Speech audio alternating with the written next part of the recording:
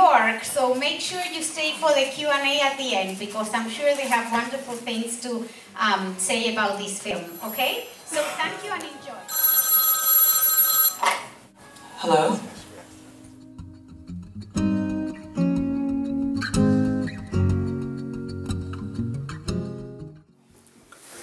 A lot of the incidents that Johnny went through, it's kind of things that I went through, growing up. Just in reverse. I don't know if you noticed, so I'm African American. But yeah, a lot of things that the character Johnny went through, actually, I gave him a lot of things that I experienced. So it's kind of indirect kind of experiences. What made you decide to make Johnny white? Okay, actually, that's a good question. The story just came about. I was in a park in the city, and I saw a little black girl with a Caucasian woman. And I thought, whatever, we were just playing or whatever. And the little girl called her, Mom. And so, of course, I was minding someone else's business. So I kind of focused, on what they were doing, and I was like, wow, it's still, although we're in 2010, it's still something that's kind of, that catches our eye, to be honest with ourselves, whether it's a mixed couple or whatever. But I kind of started thinking about, their relationship and stuff like that, and a little about a story. I've seen that before. I've seen an African-American child in a white family. I've never seen the opposite, really, as much. Chris Johnson. I've known Chris for years, about 17, 18 years. And too long. He's an amazing writer, but very, very good producer. So Chris, I came to Chris with this story, and he said, we can do it. Let's make it happen. So, and actually, one of the songs, As You Are, the artist is Farai Moore. She's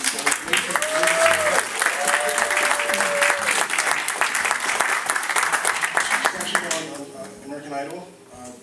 She made it to Hollywood, but they sound like nobody's doing, so she's a great artist. Well, we do the Santa Barbara African Heritage Film Series. We've done it for 11 years now, and we each year have a film here. And in the 11 years, we've previewed a lot of films. And I have to say, I don't know what really drove us just to come out here today, because we don't really get an opportunity to come back when we're not presenting a film. But I have to say, that was a very good film.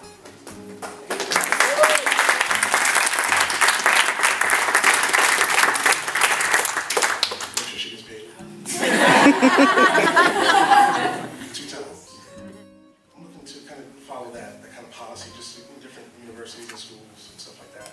Because you guys are the best audience, to get it out there and tell your friends and you guys on YouTube and stuff like that. So, but I am going to submit, and we've submitted to a few. We have a few things lined up. We're on Facebook, Swipe Boy Brown with White Boy Brown. Friend us, some cash. But no, definitely friend us on Facebook, and you can kind of follow us, see where we're going to be next. So, yes. It was actually just set in like '98. Certain things were on in '98. So why did you pick that time period? I was struck by, I don't know if you guys remember Jasper, Texas, what happened in 1998. Anyone know? College students? No, you guys tell me. What happened in Jasper, Texas? Yeah. They doing the African-American man behind the truck. Yes. There's a movie about it too. Yeah, he was The Two Towns of Jasper. yeah, 2 Towns, great documentary.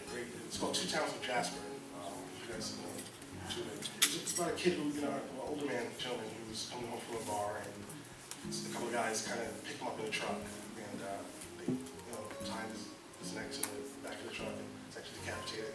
And that story kind of affected me. That's why I want you to use that date. It's still going on, but we've changed. Challenges you faced while working? Dough. Yeah, like no dough. It's very difficult, especially independent film. Try to come up with the money, try to shoot a film. Unless you have something out there, or someone can kind of invest. That's what I said. We have a collection thing going around. Pass the plate. This is church service. Next film, hopefully this will help us just to make some kind of impact, so we can raise some money and stuff like that. So that answers your question. Yeah, it was money. Money was a difficult thing, and we had a small crew, crew working on the film. That was my next question. Where did you find your actors from? Actors. Well, I put a little thing in the paper and on the web. A lot of them came from New York City. But a few people, liked the story, so we had some people from DC, Pittsburgh, that came out and came up with, like the mom was from DC, so she helped us out. Oh yeah, any other filmmakers? You guys are studying film or anything? You guys know what film is? Independent film is very difficult, especially when you're doing stuff yourself, raising money, and we went through a lot of stuff.